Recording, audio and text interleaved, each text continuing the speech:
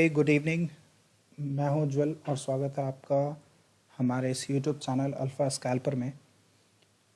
Daily हम आपको कुछ स्टॉक पिक्स बताएंगे जो कि चार्ट के तौर पर मुझे बहुत इंटरेस्टिंग लग रही है। तो उसी सीरीज़ में आज का हम जो ये नया सीरीज़ शुरू करने जा रहे हैं उसमें आज का सबसे पहला चार्ट जो है वो है हिंदुस्तान यूनिलीवर लिमिटेड का। और ये आपके सामने वीकली चार्ट लगा हुआ है। मैं इसे डेली में कन्वर्ट कर रहा हूँ। अब एक चीज़ जो आपको यहाँ पर ये क्लियरली दिखाई देगा कि यहाँ पे बैंड ब्लास्ट हो चुका है। बैंड ब्लास्ट क्या होता है, क्यों होता है, ये आप अगर सीखना चाहते हैं तो आप हमारे 2 दिन के वर्कशॉप को आप अटेंड करिए। आपको उसमें बहुत अच्छे से पता चल जाएगा कि बैंड ब्लास्ट क्या होता है, बैंड ब्लास्ट को ट्रेड कैसे किया जाता है, right. On a daily chart यहाँ पे बैंड ब्लास्ट हो चुका है पहले से, राइट। और इससे भी इंटरेस्टिंग, इससे भी इम्पोर्टेंट चीज़ जो मुझे एज ऑफ नाउ समझ में आ रही है, अगर मैं इसी चार्ट को वीक में ले जाके लाइन में कन्वर्ट करता हूँ बैंड निकाल के, तो आपको एक चीज़ जो समझनी पड़ेगी यहाँ पे कि H U L on a closing basis, on a weekly closing basis all time highs को क्रॉस कर चुका है। ना what does it mean? It simply means कि अगर आप यहाँ से ट्रेड लेते भी हो पोजिशनली होल्ड करने के लिए 3 से 6 महीने की अवधि के लिए, तो आपके पास रिस्क डिफाइंड है। मैक्स टू मैक्स 100 रुपये का रिस्क है। And on the upside stock में बहुत बड़ा पोटेंशियल है जो कि खाली है, राइट। स्टॉक का पोटेंशियल बहुत बड़ा है जो कि मूव होने को रेडी हो रहा है। एक इंटरेस्टिंग चीज़ और मैं आप लोगों के साथ शेयर करना चाहूँगा। ये अगर आप देख पा रहे होगे नीचे, ये अप्रैल का महीना है, राइट। जिस समय निफ्टी में तेज़ी हो रही थी उस समय एच यू एल में तेज़ी रुक गई थी। लेकिन जिस समय बाज़ार गिर रहे थे, राइट, जिस समय कोरोना के दौरान जिस समय बाज़ारें गिर रही थी, उस वक्त अगर आप इस चार्ट को उठा के देखिएगा तो इसमें एक बहुत बहुत बहुत अच्छी तेज़ी बनी हुई थी, राइट। उस समय एक बहुत अच्छी तेज़ी बनी हुई थी।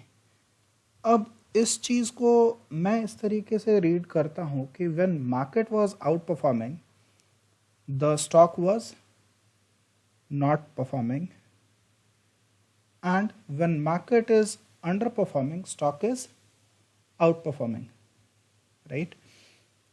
अब इस लॉजिक के बेसिस पे अगर हम बात करें तो निफ्टी नीचे जा रहा है। Nifty is having a weekly sell off, Nifty में सपोर्ट्स टूट रहे हैं, right. Market sell on rise का हो चुका है। लेकिन एच यू एल का जो काउंटर है, एच यू एल का काउंटर एक डिफेंसिव बेट के रूप में इस्तेमाल किया जा सकता है। I won't say it's a buy और अ सेल। मैं ये इस चीज़ पे कमेंट अभी नहीं कर रहा हूँ। इसके लिए मैं आपको और भी कई चीज़ें दिखाऊंगा, उसके बाद आप एक डिसीजन ले पाओगे कि आपको बाय करना है या सेल करना है या लेट इट गो, राइट।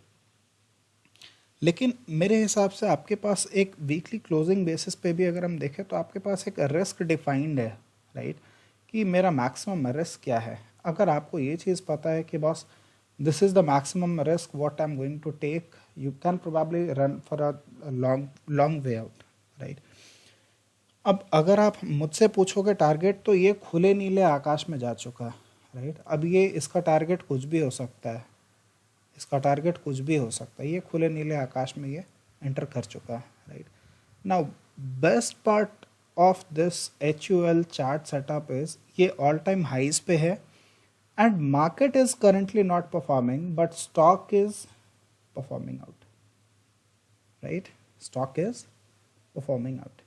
अब अगर हम इसे किसी और इंडिकेटर्स के साथ अगर अटैच करके देखें कि क्या कह रहे हैं, तो देखिए मैं आपके सामने लगा रहा हूँ रिलेटिव स्ट्रेंथ इंडेक्स, जो कि स्ट्रेंथ बताती है किसी प्राइस के मूवमेंट का, कि जो प्राइस मूव कर रहा है उसका स्ट्रेंथ कितना है। अब अगर इस वीक के अगर आप क्लोजिंग को देखते हैं, इस वीक का जो RSI का लेवल निकल कर आ रहा है वो तकरीबन तकरीबन 60, 63, 65 रुपए के आसपास है, राइट। ना what is does it mean? It simply denotes you one thing that ये जो मूव आप देख रहे हैं इस मूव का स्ट्रेंथ है। इट्स नॉट अ डाइवर्जेंस और समथिंग। अगर भाव ऊपर जा रहा है तो भाव को स्ट्रेंथ सपोर्ट कर रहा है, right. In a simple words RSI is telling you go for a long, right. अब अगर हम अब आरएसआई मेरे को ये चीज़ बता रहा है कि इस मूव में स्ट्रेंथ है, राइट। ये मूव बेकार नहीं है, इस मूव में स्ट्रेंथ है। अब लेकिन सिर्फ एक इंडिकेटर के कहने से क्या अपन बाय कर सकते हैं? नहीं, we need a multiple confirmation. अब मल्टीपल कंफर्मेशन के लिए मैं एक और ऑस्किलेटर यूज़ कर रहा हूँ, that is MACD, moving average convergence divergence, right. ये क्या होता है ये भी हम आपको बताएंगे अपने उस सेशंस में। उस सेशंस में मैं आपको थोड़ा सा ब्रीफ कर देता हूँ। वो सेशन बेसिकली 2 दिन का है। In the 2 days we gonna discuss each and everything in and out of technical analysis.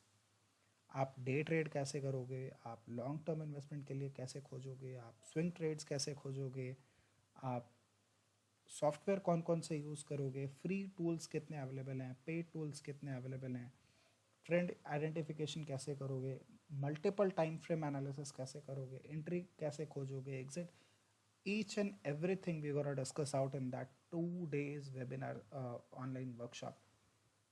If you guys are interested, just comment below or put your number anywhere, like if you have my number, or let's say I will be posting that. I have already posted that video in YouTube channel. You can go ahead and search for that number. It's 9155466338. You can find the link in the description itself.